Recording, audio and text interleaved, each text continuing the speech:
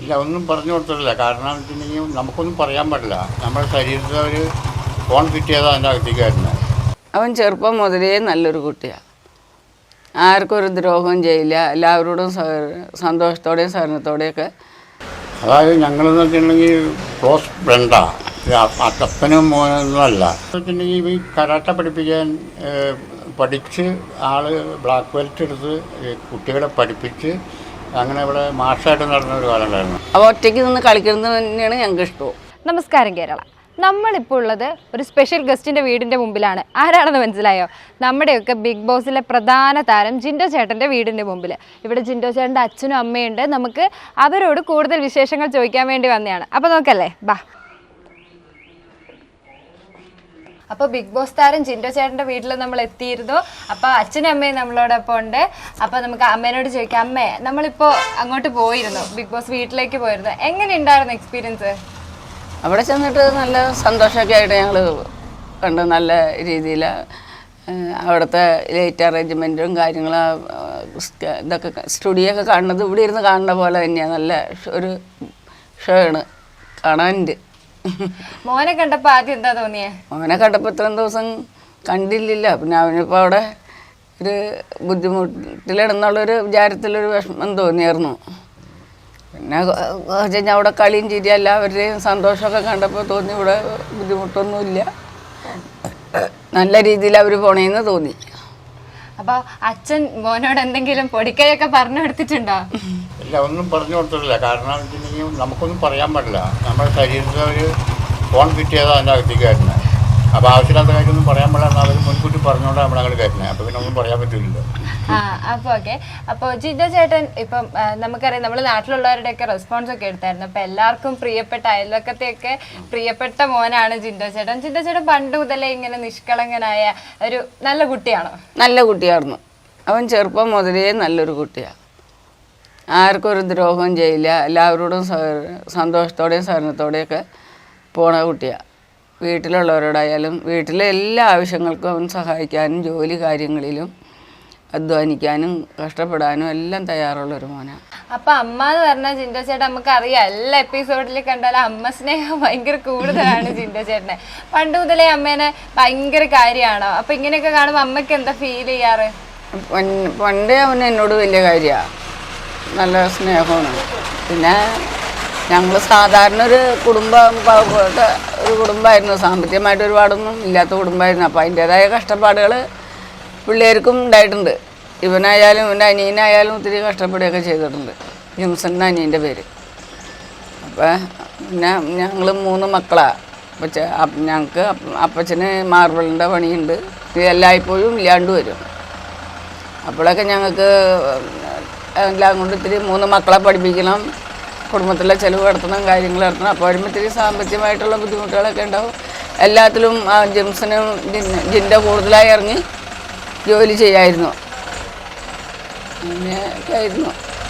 അതുപോലെ തന്നെ അച്ഛൻ്റെ കാര്യം പറയുന്നില്ലെങ്കിലും നമുക്കറിയാം, ചെറുപ്പം മുതലേ അച്ഛനോടുള്ള സ്നേഹം കൊണ്ടും കൂടെയാണ് മോൻ ഇത്ര കഷ്ടപ്പാട് അനുഭവിച്ചതെന്ന്. ശരിക്കും അച്ഛനോടുള്ള സ്നേഹപ്രകടനം ജിൻഡോ ചേട്ടൻ എങ്ങനെയാണ് കാണിക്കാറ്? അതായത് ഞങ്ങളെന്ന് വെച്ചിട്ടുണ്ടെങ്കിൽ ക്ലോസ് ഫ്രണ്ടാണ്. അപ്പനും മോനൊന്നുമല്ല. ഞങ്ങളൊക്കെ ഒരുമിച്ച് ജോലി, ഇതിന് മാർബിളിൻ്റെ വർക്ക് എടുത്ത് നടത്തുന്ന ഒരു കാലം ഉണ്ടായിരുന്നു. ആ കാലഘട്ടത്തിലൊക്കെ ഞങ്ങളൊക്കെ ഒരുമിച്ച് പണിതുകൊണ്ട് നടന്നത്. അങ്ങനെ കാശുണ്ടാക്കാനായിട്ട് അധ്വാനിച്ചുണ്ടാക്കിയാണ് 4 ജിമ്മ് സ്വന്തമായിട്ട് ഉണ്ടാക്കും. പിന്നെ മിസ്റ്റർ കേരള, മിസ്റ്റർ എറണാകുളം ചറുകൂടുന്ന അടിച്ചാണതാണ്. മദർ തെരേസ അവാർഡ് കിട്ടിയിട്ടുണ്ട്. അങ്ങനെ ഒരുപാട് അവാർഡുകൾ പുള്ളി നേടിയിട്ടുണ്ട്. അച്ഛന് ജിൻഡോ ചേട്ടനെ കുറിച്ച് ഓർക്കുമ്പോൾ ചെറുതായി ഒന്ന് കണ്ണ് നനയുന്ന ഒരു സന്തോഷമുള്ള ഒരു മൊമെന്റ് നമ്മുടെയൊക്കെ ലൈഫിൽ ഉണ്ടാവില്ലേ? അങ്ങനെ അച്ഛന് ജിൻഡോ ചേട്ടനെ കുറിച്ച് ഓർക്കുമ്പോൾ എന്താ ഓർമ്മ വരാറ്? ആദ്യം ഈ കരാട്ട പഠിപ്പിക്കാൻ പഠിച്ച് ബ്ലാക്ക് ബെൽറ്റ് എടുത്ത് കുട്ടികളെ പഠിപ്പിച്ച് അങ്ങനെ ഇവിടെ മാഷായിട്ട് നടന്ന ഒരു കാലം ഉണ്ടായിരുന്നു. അതൊക്കെ നമുക്ക് ഭയങ്കര അഭിമാനമായിട്ട് തോന്നി. അതൊക്കെ ഓർക്കുമ്പോൾ അച്ഛന് ഭയങ്കര സന്തോഷമാണ്.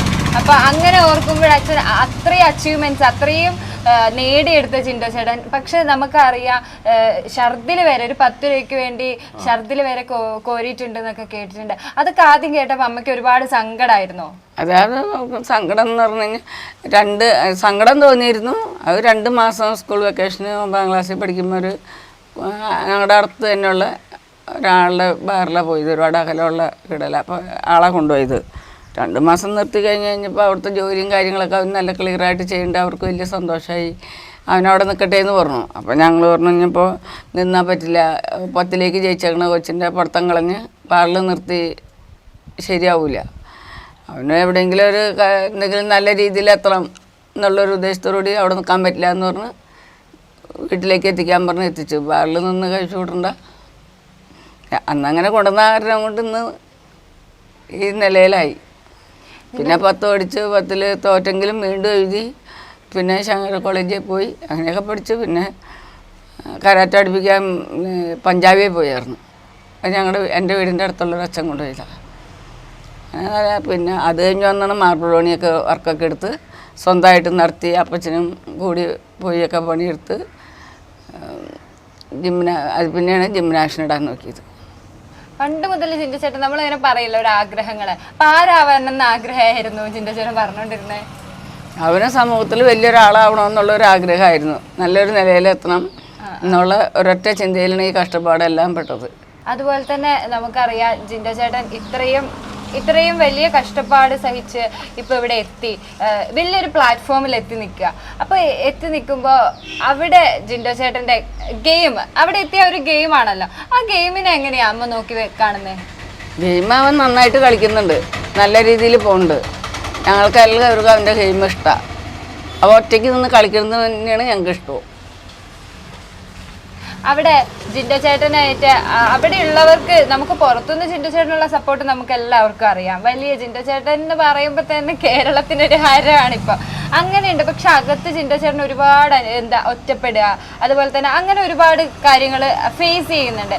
അതിനോട് അമ്മയുടെ പ്രതികരണം എന്താ?